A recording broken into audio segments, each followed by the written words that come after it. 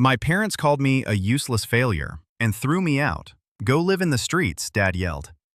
They didn't know I make $15 million a year. So I just smiled and left. 3 weeks later, my name is Adrian. I'm 32 years old, and I can tell you from experience that money does not magically protect anyone from family drama. I started working when I was 18. I walked away from college and began building my own business from the ground up, long before anyone in my family believed I was doing anything serious. Back then, my parents acted as if I had made the dumbest decision of my life. You will never amount to anything without a degree. My mother told me once, stirring her coffee with that dramatic little motion she used whenever she wanted to sound disappointed and important at the same time. My father did not even bother giving me a full lecture. He just grunted in agreement, which was his usual way of dismissing anything I said. They had no idea I had already started my first online venture. It was a niche e-commerce store at the time, small enough that they would have laughed if I had explained it to them. Eventually, that store grew into a series of companies that generated millions a year. But back then, all they saw was a reckless, naive kid who did not want to work hard. We were never a close family. My parents measured a person's worth by appearance status and whatever could be bragged about in front of other people. My older sister Lily was their pride and joy. She was a corporate lawyer with a spotless LinkedIn profile, luxury handbags for every season, and the kind of cold, calculated confidence that could make an entire room go quiet. She was the success story they paraded in front of family friends. I was the warning label. Whenever I came over for dinner, my parents found a way to slip in little jabs, always disguised as concern. Still doing that little internet thing. My father would ask, chuckling, as if my business was just a childish phase I would eventually outgrow, like collecting comic books. Lily would smile with that polite, polished expression of hers and say, "You know, it is never too late to get a real job." For years, I let it slide. I told myself there was no point defending my life to people who had already decided what I was. They would not believe me anyway. And the truth was, I was busy. Building a business from nothing takes everything you have. I did not have the time or the energy to prove myself to people who had already decided I was a disappointment. So I kept my life quiet. I did not brag about what I earned. I did not mention that I had bought my own house in cash by 27. I did not tell them that I could travel anywhere in the world on a whim if I felt like it. I simply smiled through family dinners, endured the comments, and went home to a life they assumed I did not have. The breaking point came on a rainy Thursday evening. My mother had texted me and asked if I could stop by because she needed help with something. When I arrived at my parents' house, my father was pacing in the living room. Lily was sitting on the couch with a glass of wine, wearing a smirk that made it clear she already knew I was about to be cornered. My mother stood by the fireplace with her arms crossed, like she was preparing to announce some devastating family verdict. "Adrian," my father began, "we have been talking." I looked from him to my mother, then to Lily. He continued, "You are 32 years old, and it is obvious this online nonsense is not going anywhere. You have had enough time to figure your life out, but you are still wasting your potential." I felt my jaw tighten. What exactly are you getting at? He stopped pacing and pointed toward the door. You have been living in that apartment for years, and you still come here asking for help with small things. We cannot keep enabling you. I blinked at him, genuinely confused. Enabling me? I have never asked you for money. Not once. Lily let out a short laugh. Oh, come on, Adrian. You have been coasting. Do you really think anyone believes you are making a living from your little business? It is sad, honestly. My mother stepped in, her voice sharp. We have decided it is time for you to stand on your own 2 feet. For real. No more coming here when you need help. No more expecting us to bail you out. I stared at them, stunned. I do not need you to bail me out. I am doing just fine. My father's voice rose. If you are doing so fine, then prove it. Survive without our help at all. In fact, you can leave now. Go live in the streets if you have to. Maybe that will wake you up. The room fell silent, except for the rain tapping hard against the windows. I glanced at Lily. She was sipping her wine like she was watching a show she had been waiting all week to enjoy. I felt heat rise in my chest, but I forced myself to stay calm. They thought they were giving me a harsh reality check. They thought I would beg, apologize, promise to do better, maybe say I would finally get a real job.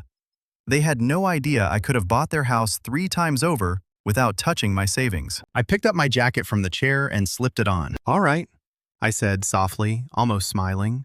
If that is what you want. My mother opened her mouth probably to add one last dig, but I did not give her the chance. I walked out and shut the door behind me. When I got into my car, a black sedan they assumed was some used model I had barely been able to afford, I caught my reflection in the rearview mirror. I was not angry.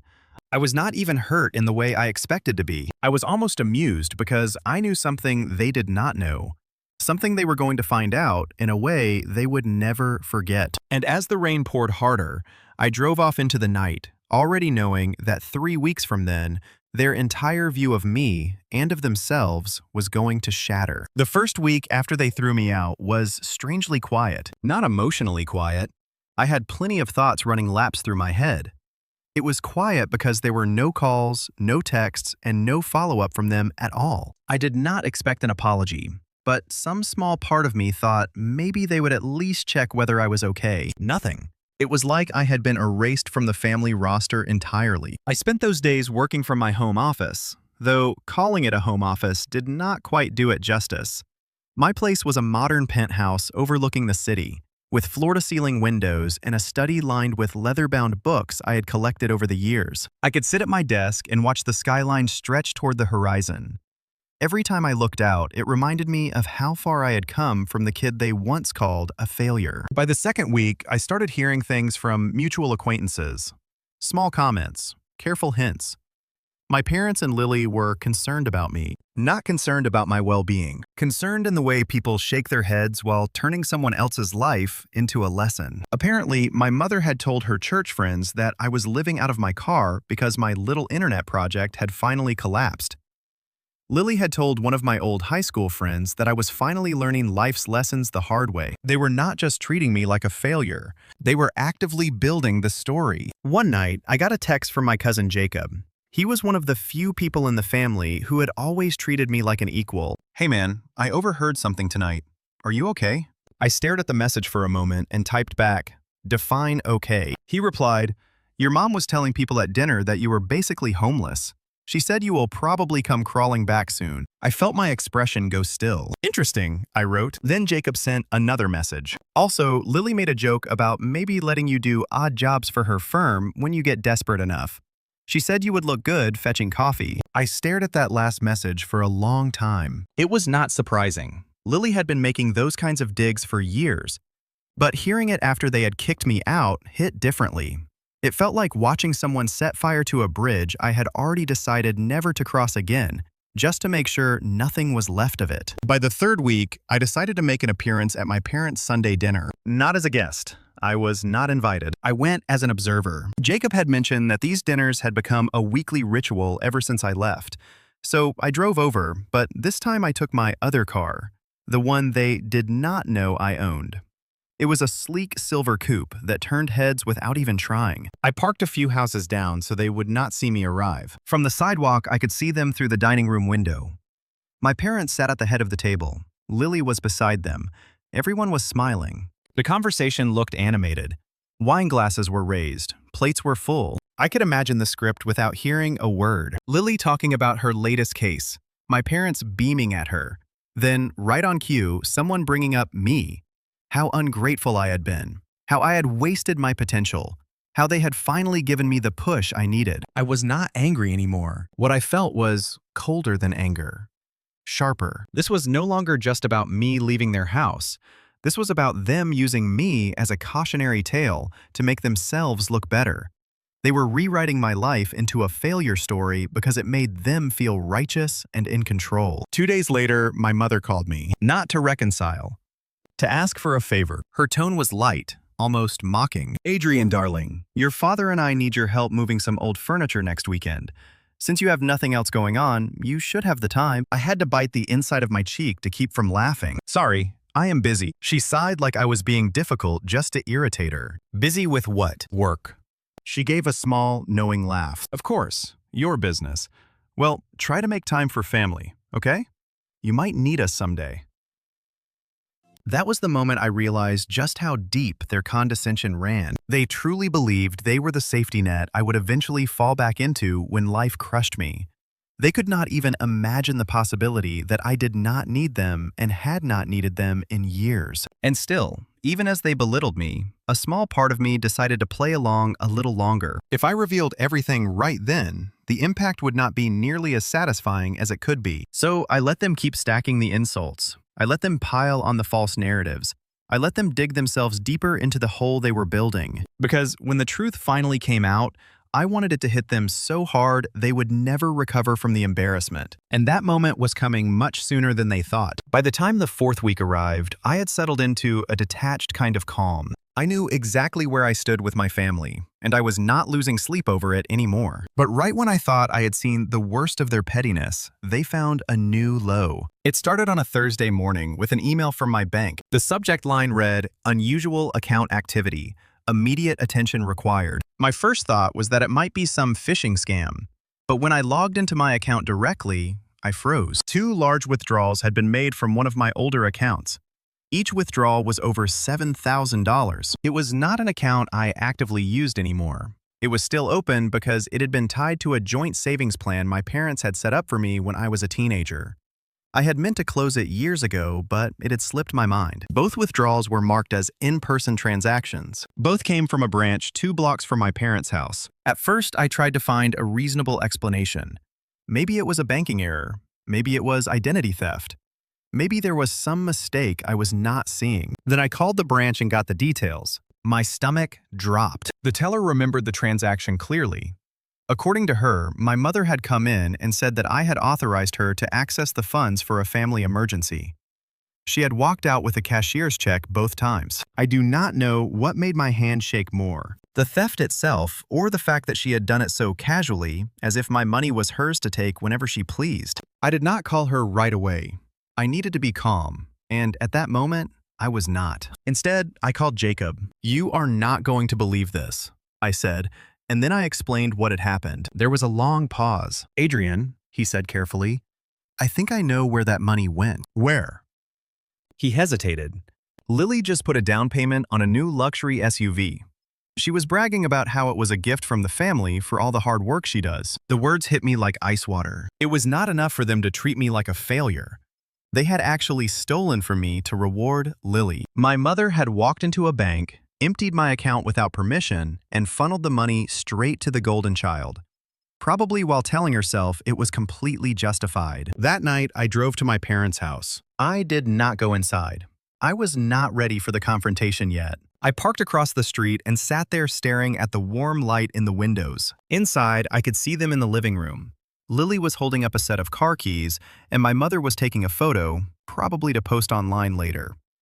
My father was laughing and clapping Lily on the shoulder like she had won some great award. I do not remember how long I sat there, but I remember the feeling in my chest changing. Until then, there had still been a faint thread of loyalty somewhere inside me, something old and stubborn that kept me from going too far. In that moment, watching them celebrate with my money, that thread snapped clean. Later that week, I got a text from my mother. "Hope you are not upset about the savings account. It was just sitting there, and your sister needed help.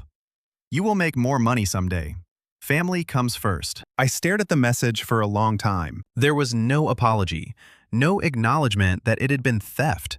Just a smug, patronizing justification wrapped in the word family. I did not reply. I did not have to. Because in that moment, something inside me shifted from quiet endurance into cold resolve. This was not about proving my success to them anymore. This was about showing them that the bridge they burned was not just gone. It had been replaced by a fortress they would never get near again. And they were about to learn exactly what that meant. After the SUV incident, the air around me felt heavier. It did not feel like I was collapsing under it. It felt more like the atmosphere before a storm charged, and still. My anger was no longer hot or impulsive. It had settled into something quieter, something that sat in my bones and refused to let me forget. I did not tell anyone else what had happened. Not my friends, not my colleagues, not even my business partners. I did not want sympathy. And if I am honest, part of me was embarrassed that I had allowed myself to be in a position where they could take from me so easily. I was supposed to be smart, careful, strategic. Yet I had left that account open like an unlocked door, and they had walked straight through it. For the next couple of weeks, I pulled back from everything. I stopped attending certain meetings. I ignored social invitations. I even skipped a quarterly networking event I never missed, just so I would not have to answer questions about my family. I told people I was busy with big projects. In reality, I was holed up in my penthouse, letting the silence wrap around me. It was not that I was depressed, at least not in the obvious way people picture when they hear that word. I still woke up early. I still went to the gym every morning.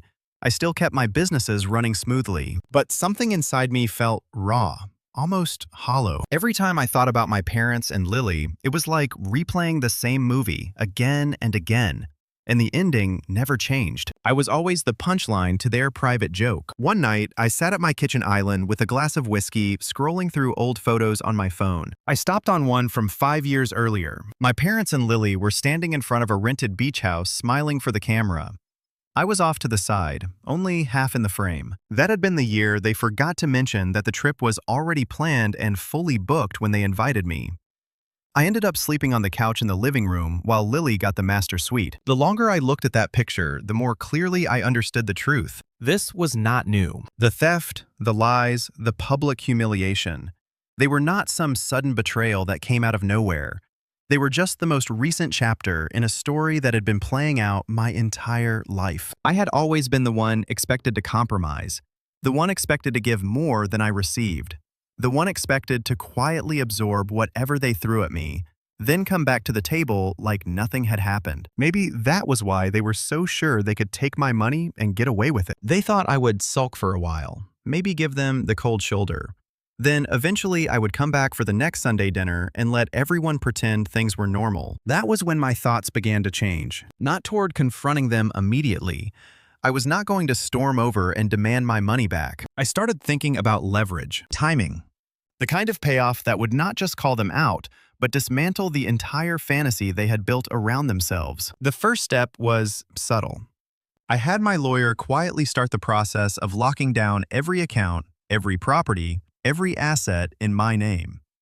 I wanted to make sure there was not a single weak link left for them to exploit. At the same time, I reached out to a private contact, someone who specialized in gathering financial and legal records that were not exactly public knowledge.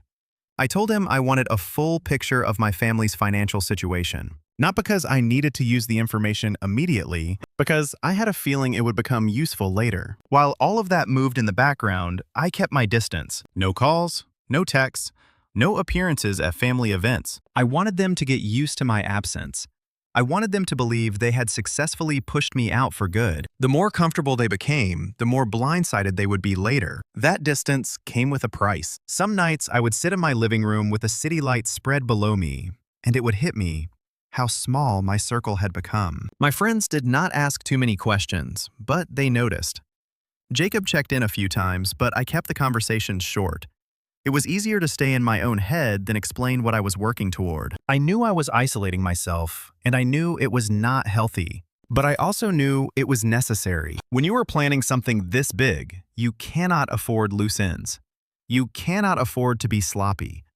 And quietly, in the back of my mind, a date started to form. I did not circle it on a calendar. I did not write it down anywhere, but I knew when the moment would come, and I knew exactly where they would be when it happened. The shift was not dramatic at first. It was more like turning a dimmer switch. One week, I was keeping my head down. The next, I was sliding back into my routines with a level of focus I had not felt in months. I threw myself into my businesses with renewed clarity, almost as if I had been coasting before and had not realized it. My flagship company had been doing well for years, but there were two expansion projects I had been postponing.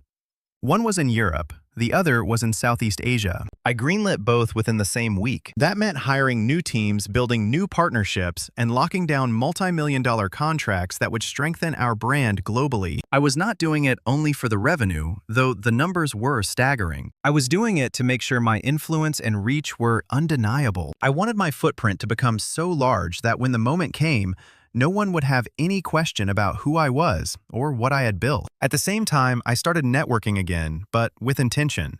I stopped wasting time at generic business mixers. Instead, I attended high-level investor dinners, tech summits, and charity galas. I made sure I was seen in rooms my family could only dream of entering. I shook hands with people who could change the trajectory of an entire industry with a single phone call. And I did all of it quietly. No social media bragging, no loud press releases. I wanted my family to discover it from someone else's lips, not mine. By mid-year, one of my smaller companies, a software startup I had invested in, was acquired for 8 figures. My cut alone was enough to buy half the properties in my parents' neighborhood outright. The same week the deal closed, I wired a significant portion into an investment account that was already overflowing. The rest went back into ventures that would keep the growth compounding. But the real power was not just the money, it was the connections. Over coffee in Manhattan, I met with an influential editor from a national business magazine. We talked shop for a while, and somewhere between the cappuccinos and the check, she mentioned the idea of doing a feature on self-made entrepreneurs who had been underestimated early on. The irony was not lost on me. I did not confirm anything then, but I kept her card in my wallet. It was not time yet. Meanwhile, the reports from my financial contact began trickling in, and the picture they painted was enlightening. My parents' retirement savings were thinner than I had expected. Lily, despite her high-paying job, was sitting on a mountain of debt, built from bad investments and a taste for luxury she could not quite afford. That SUV, the one funded by money stolen from me, was worse than I thought. The down payment barely covered the initial fees. Lily had also quietly taken out a second mortgage on her condo the previous year. It was not just satisfying to know they were vulnerable, it was useful. Because when the time came, the impact of my next moves would not just be emotional, it would be practical, tangible. On the surface, though, I kept my distance. My family continued holding their Sunday dinners. They still spoke about me in the past tense. They still fed the narrative that I was off somewhere finding myself, far from reality, and even farther from success. But through mutual acquaintances, I started hearing about little cracks forming in their certainty. A friend of Lily's apparently saw me at a luxury hotel in Singapore in the middle of a meeting with a group of sharply dressed executives. My mother's hairdresser mentioned that she had overheard someone talking about a CEO named Adrian closing a massive deal overseas. The rumors were beginning to reach them. They did not confront me directly, but I could feel their curiosity and unease building. I did not rush it. Power is best revealed in controlled doses, and I had no interest in wasting it on a premature showdown. I wanted them off balance. I wanted them second-guessing everything they thought they knew, right up until the day I pulled the rug out from under them completely. And when that day came, it would not be only about proving them wrong.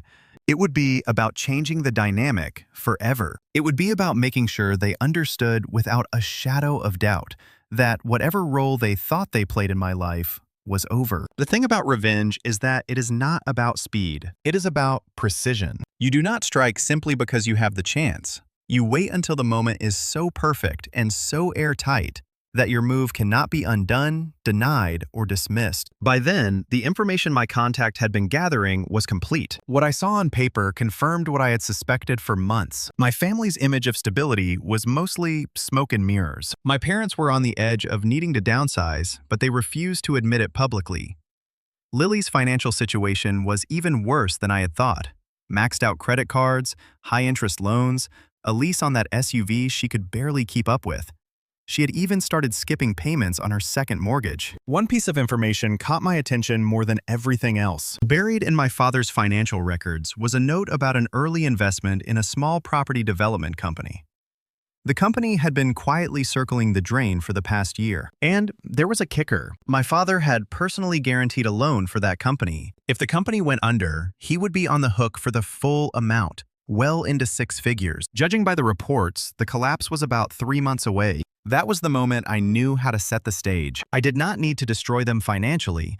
That would make me look vindictive, and it would give them an excuse to cast themselves as victim. What I needed was simpler.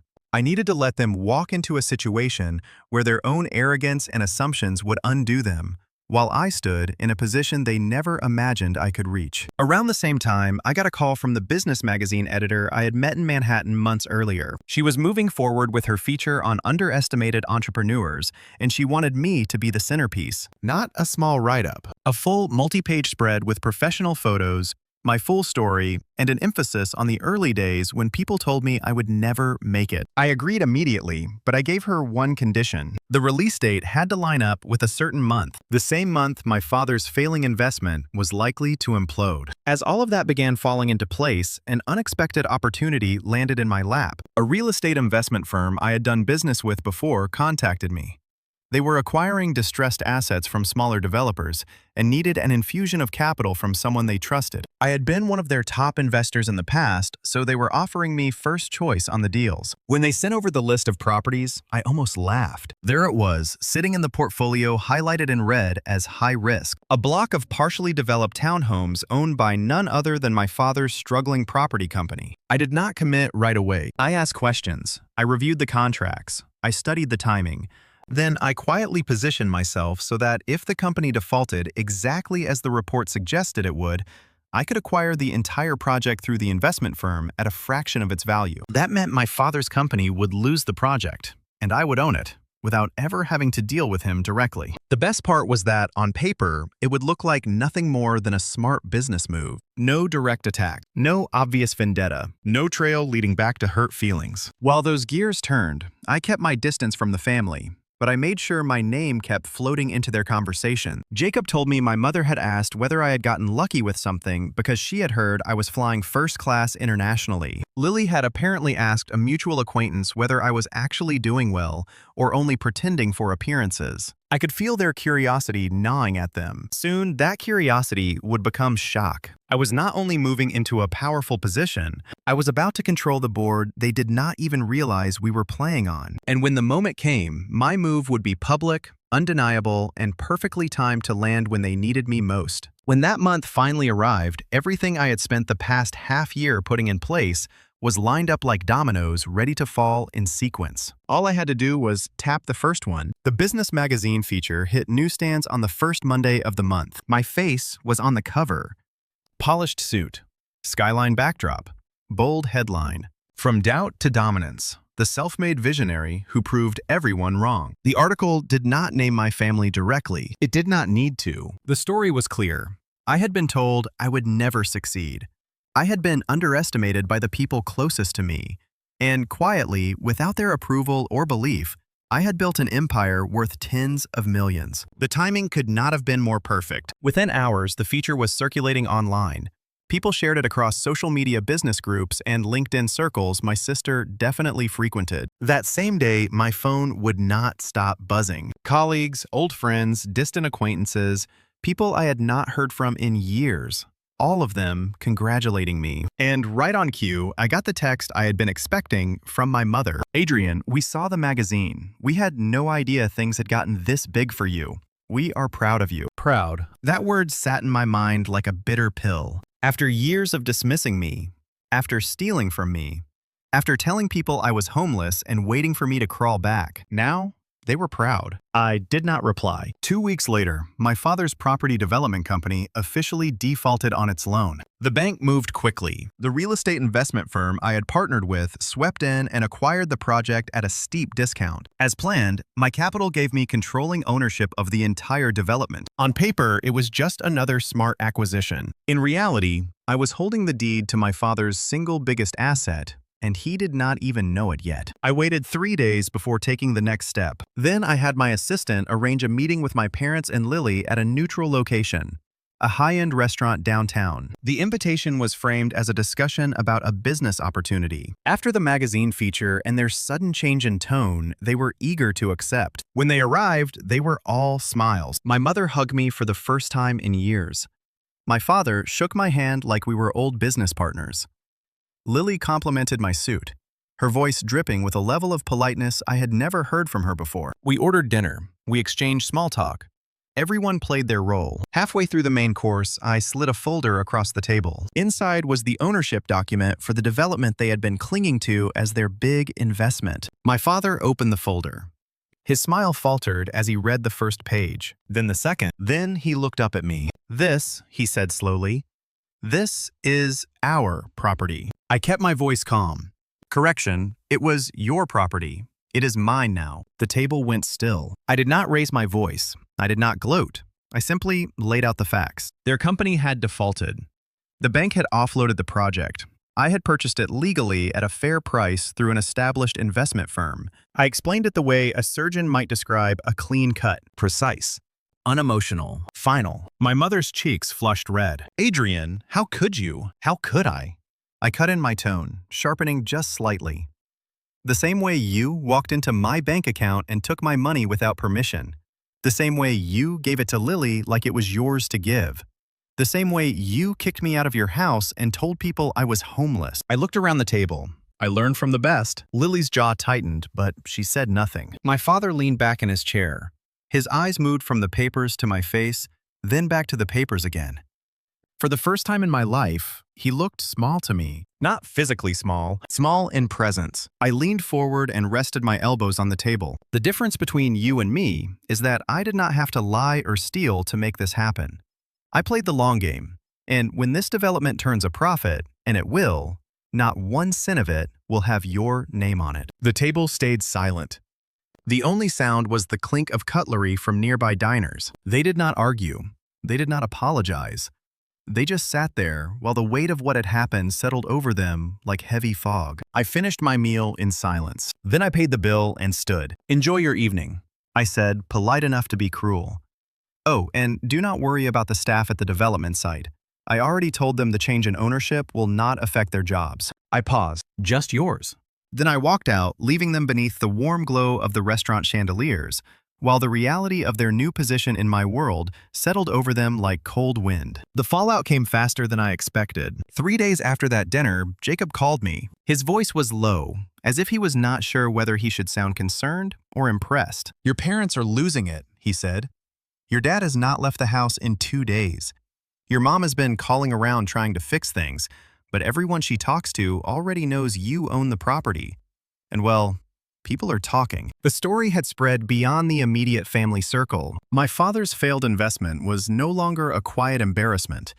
It had become public knowledge in their social world. The same people they used to impress at dinner parties were now whispering about how their reckless son had somehow outmaneuvered them in business. I did not have to lift a finger to make that happen. People love a twist, and this one was too good for them to keep quiet. Lily did not fare much better. Her SUV lease came up for renewal, and without my parents covering her emergencies anymore, she had to downgrade to something modest. For someone whose image was built on luxury, that was a social death sentence. Later I heard she had quietly put her condo up for sale, trying to stay ahead of her debts. My parents reached out twice in the weeks after that. The first time was a text from my mother. "Can we talk?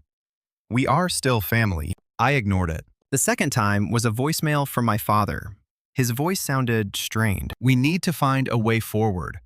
You cannot just cut us off like this." I deleted it before listening to the end. The truth was, I had not cut them off out of anger. I had simply recognized there was nothing left to salvage. They had shown me exactly who they were when they stole from me, lied about me, and celebrated what they thought was my downfall. I responded in kind, except I did it without losing my integrity. Months later, the development project began turning a profit. The townhome sold faster than projected, and my share of the returns was more than enough to make the money they stole feel like a rounding error. Sometimes I drive past the completed site. I watch families moving into the homes.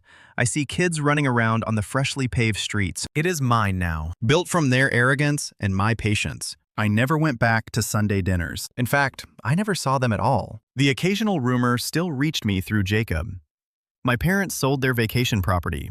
Lily took on extra cases at work to stay afloat. But those were just fragments from a life that no longer touched mine. The last time I heard from my mother, it was a short, brittle email. "You have changed." I read it twice. Then I closed my laptop. She was wrong. I had not changed. I had simply stopped playing the role they wrote for me. That night, I stood on my penthouse balcony and looked out over the city. And I understood that this was the real victory. Not the money, not the property, not even the public embarrassment they would never live down. The real victory was that they finally understood I did not need them. I did not need their approval. I did not need their version of who I was supposed to be. And the final time I thought about it, I smiled to myself and said it out loud, just once, for my own satisfaction. I did not just live in the streets.